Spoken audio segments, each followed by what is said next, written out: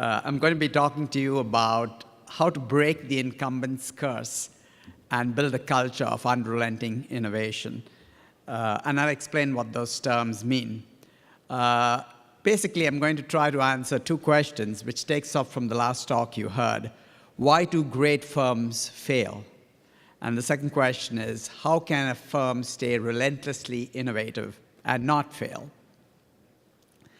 And the basis of my findings are a study of 66 markets from inception to maturity and decline. And we did this over 100 years, starting when a new market just began, like aircraft engines or digital photography, and till it grew, it matured, and declined. We also looked at the development of 90 radical innovations or breakthrough innovations, which completely transformed markets, brought down incumbents, and raised up new entrants to the industry. And we also surveyed 770 firms across 17 nations and 9 languages. So the first 2 studies were historical, and the third one is contemporary across companies to find out what's going on. And what we found is that market leaders often stumble or fail. Examples being, and I apologize if you are associated with some of these companies, but Sony, HP, Kodak, BlackBerry, GM, of companies that are now struggling, and 2 of them have gone bankrupt. Also, firms fail at the peak of success, which we call the incumbent's curse. So think of it, when the firm is doing really well, at its peak, very successful, we find they tend to fail. We call that the incumbent's curse. And a few firms move from strength to strength for now. And examples of these are Samsung, Amazon, Apple, Google, and all of these are very much connected with the digital world and with the networked world, so you must be familiar with them. So what is the difference between those that stumble or fail and those that go from strength to strength? And we find it's, in one word, the culture. The culture within the organization determines whether firms can carry on successfully or they break apart and implode. Think of it, innovations should lead to wealth and still further innovation. So once you make a breakthrough, you grow sales, you get revenues and profits, and you can buy the best talent, and you can build the best labs. Yet we find that the firm that is on top for one platform rarely survives the change. When the platform changes, these firms tend to stumble and fail. And the reason is success leads to complacency, sometimes arrogant, and then lack of innovation. That's what we call the incumbent's curse. Instead of success leading to success, success leads to failure. And let's think of some examples. You all know of Intel. Intel dominated the PC market. It grew to $464 billion at its peak and had 85% market share. And I was speaking to Vinod Dham, who was the father of the Pentium chip and a bunch of other Pentium chips at Intel. And he said the atmosphere within Intel was incredible. There were profits rolling as far as you could see to the horizon. And the closest competitor, AMD, had only 15% market share, was minuscule. Yet today, Intel is struggling in mobiles, where they have just 1% market share. Think of Nokia. Nokia dominated the global market for mobile phones. What were they undoing?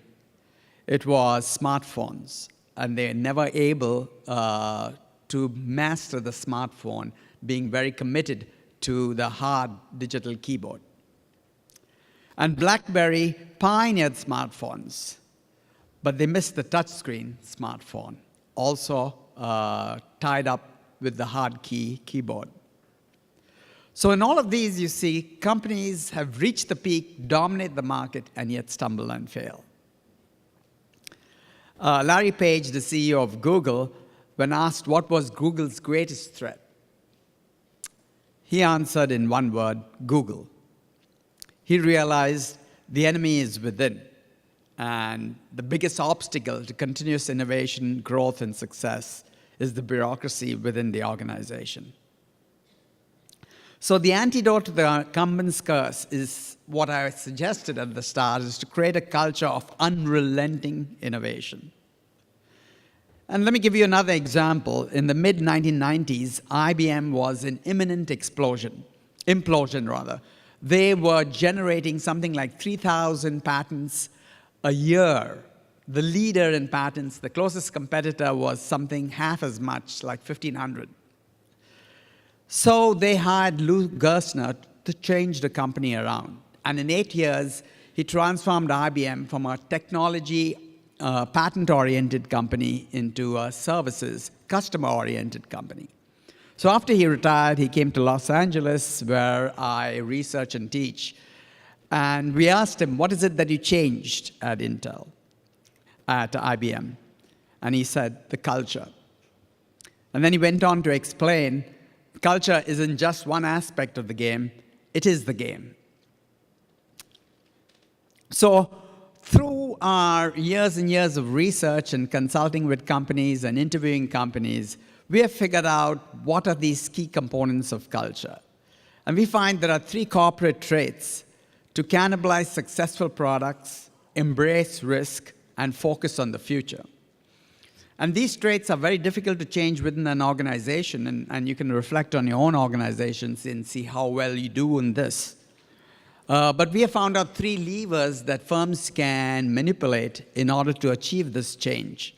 And these are empowering innovation champions, setting incentives for enterprise, and fostering internal competition. And in the little time that's left, I'm going to cover each of these ideas and give you some examples. So willing to cannibalize successful products. What does that mean? Most corporations nurture and sustain their most successful products. And that's what they should do. That's their bread and butter, as we say in the business world. Those are the cash cows. Innovations are either a threat to current success or costly, distant in payoff, and highly uncertain. Let's take some examples. Who introduced the Walkman? Any guesses? Yeah, it was Sony. Who introduced the iPod? It was Apple. Have you ever wondered why Sony, that created mobile music with the Walkman, didn't introduce something like the iPod, an MP3 player? Here's a graph. On the horizontal axis is time, and on the vertical axis is market cap in billions of dollars. And we go from 2003 to 2006, just 3 years. In 2003, Sony was 5 times the size of Apple. Very few people realize that. It was the innovative company and was huge and successful. After the iPod took off, Apple was twice the size of Sony. And today, it's 5 times the size of Sony. The spread has just increased dramatically. So just one innovation created a transformation in 2 companies. One went from almost nothing to a giant, and the other, which was a giant, stayed or stumbled. What happened at Sony? They did have an MP3 player, but they also owned 2 other divisions. One was movie pictures, Columbia Pictures, and the other was BMG Music Labels. And those 2 divisions were concerned that the MP3 player will cannibalize their profits through copying of movies and music. So they tied the MP3 player in all sorts of wraps, and it was difficult to use.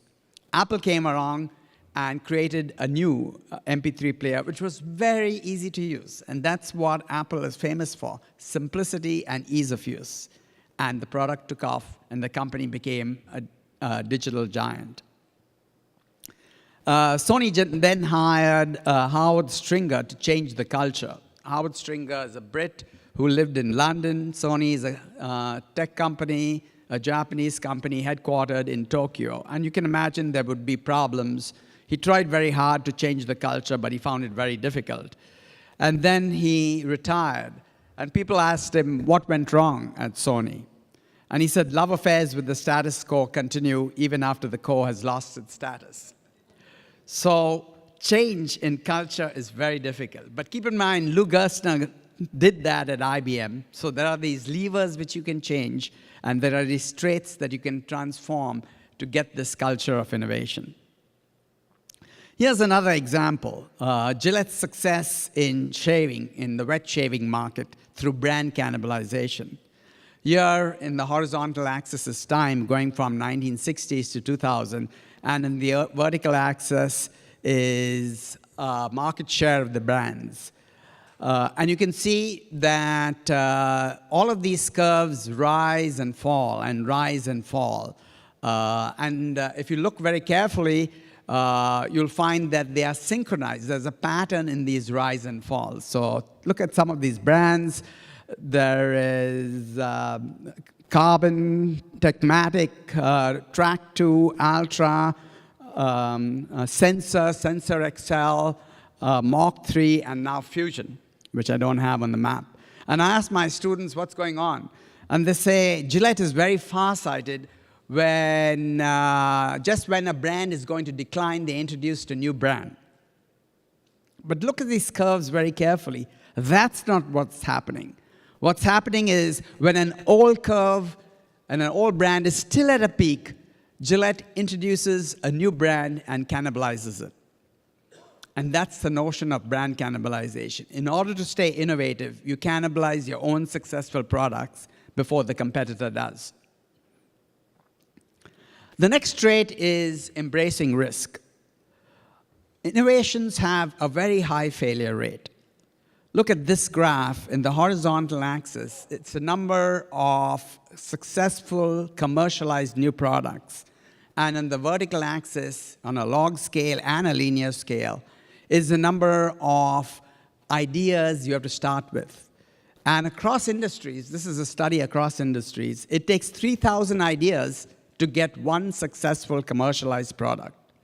And the pharmaceutical industry, the ratio is even higher. It takes 10,000 chemicals to get one successful drug. All this means is that innovations have a high failure rate. So success requires embracing risk. But incumbents tend to be risk-averse, unaccepting of failure. Think of this example, which was, until recently, the biggest computer and printer company. It was HP, you're right. HP had a tablet in 2005, 5 years before the iPad. If you look here, another graph on the horizontal axis is time from 2008 to from 2010 to 2012, and on the vertical axis is market cap. And you see the market cap of HP drops steeply just after the iPad is introduced. Why? Because the iPad began to cannibalize PC and laptop sales. HP had a tablet. They never introduced it. Apple introduced that and pretty much cannibalized HP's market share. So what happened at HP? I spoke to the director of LADS and said, what happened there? And he said they were a $100 billion company. When they looked into the future, tablets appeared as a $1 billion rounding error. And it was too risky to forsake the big printer and computer market and go after the tablet. They didn't take the opportunity. Apple took it, and the rest is history. Kevin Scherer, CEO of Amgen at Thousand Oaks, close to Los Angeles, said, "For us, innovation means willing to bet hundreds of millions of dollars on a new drug, labor to bring it out over a decade, fail, and then be willing to start over all over again." A third trait which I'd like to emphasize to you is focusing on future mass markets. Most firms focus on current mass markets, and that tends to be all-encompassing. Day to day, firms move from crisis to crisis about their current markets. Yet today's mass markets will be gone, just as we saw in the last two cases. And today's niche markets will be tomorrow's mass markets. So it's critical to focus on future mass markets. Think of this example. Who introduced camera and film? It was Kodak. What was Kodak's undoing? It was digital photography. Still another graph here. You see in red, this is time on the horizontal axis, and the vertical axis is sales. The red curve is digital cameras, and you notice as soon as digital cameras take off, analog photography starts to decline, and so does Kodak sales. Here is the market cap of Kodak in the same time period, going from left to right over time, and you see Kodak's market cap declining from about $30 billion just to $2 billion, while digital photography took off. The amazing thing is, who had the most patents in digital photography? It was Kodak. Right in their labs, in the organization's labs, they had developed digital photography. But the whole company was so focused on analog photography, they couldn't make the switch to digital. The culture was tied in an old technology, and they couldn't transform to the new technology. Samsung's Lee Kun-Hee has this to say about focusing on the future. Samsung thrives on a culture of impending doom, a belief that it could disappear in an instant if it misjudges the next big trend. Exactly what happened to Kodak, and what is happening today with HP, and what's troubling Sony. So what I talked to you about is 3 corporate traits: willing to cannibalize successful products, embracing risk, and focusing on future mass markets. And I said these are difficult to change in an organization overnight. So we have found out 3 levers that firms can change, 3 levers or 3 practices.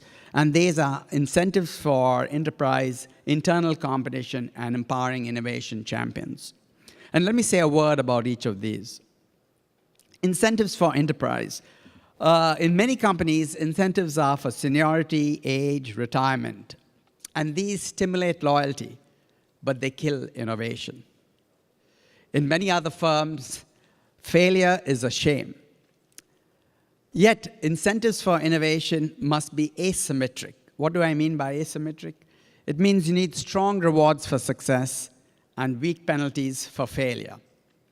So just think of the opposite of what is happening in most organizations today, where there are strong penalties for failure and weak rewards for success. But that doesn't make for innovation. For example, Johnson & Johnson. My first job was in Johnson & Johnson as a brand manager. And very early in my career, the CEO called me in and said, would you do the national launch of a new drug? And I hesitated. I was new. I was only 6 months in the company. I was young. I was inexperienced. And I was afraid I would make a mess of things. And he saw the hesitation in my eyes. And he said, at Johnson & Johnson, you only have to succeed once in 5 times. You could fail 4 times. And that gave me the courage to accept the job, to accept the task. So basically what the company was saying, failure is on us. You go ahead, you manage, you innovate, and you'll be rewarded if you're successful. So I was willing to take that risk. Until today, Johnson & Johnson has been a very innovative, very successful company because of this incentive structure. When I travel in Germany and Asia, companies keep asking me, why is it in the digital world a lot of the innovations have occurred recently in the US, and especially in Silicon Valley? And I want to tell you that the reason is because of the attitude to incentives. In particular, the attitude to bankruptcy.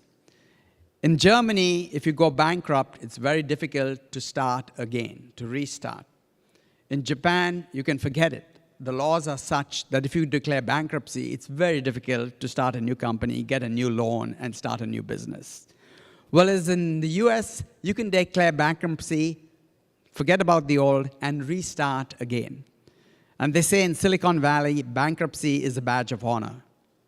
So you see, there are totally different attitudes to bankruptcy, and therefore totally different incentive structures. And that's why some regions are a lot more innovative than others.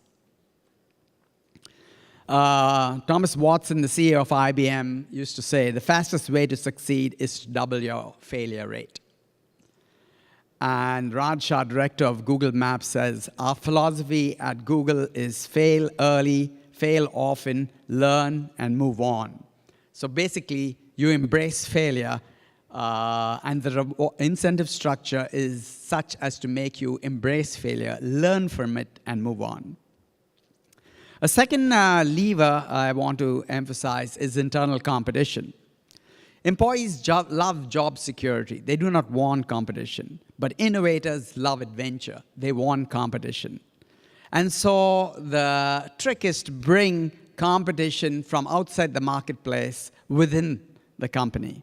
And you can do this from idea fairs where different teams compete for the best idea, funding contests where teams compete to get funds for innovation, prototype races where teams race to get prototypes to the market, competing divisions, which are marketing, competing products in the same organization. All this is within the same organization. This creates ferment for innovation within the organization. Also, if like HP and Kodak, you have innovations and you're not willing to take them out, then there are ways to delegate commercialization. You can take options in spin-offs, buyouts, licenses, and alliances. And these are all ways to take innovations outside the firm if your own business units are not willing to do that. In all of these, the employees generate, peers judge, and managers facilitate. That brings us to this notion of crowdsourcing ideas for innovation, which is now growing very popular, but I don't have time to cover it. The third lever that the firm can manipulate is empowering innovation champions. What do you see, what is common to all of these people, aside from the fact, and I apologize for that, that they are all white and male? What is common to these 8 people? Well, they are all innovators. They all created over $2 billion in wealth, and they were all fired from their companies. So Gordon Moore and Andy Grove came up with the microprocessor. They left Fairchild to start Intel. Gary Starkweather developed the laser printer. He left Xerox and joined Microsoft. John Warnock, also at Xerox, developed Adobe. Xerox was not willing to commercialize it. He left and started his own company. Roger Newton developed Lipitor at Pfizer. Pfizer commercialized it, but fired him. Then he developed a new company. Pfizer bought up that company, got him, and then fired him again. Steve Wozniak developed the Apple computer.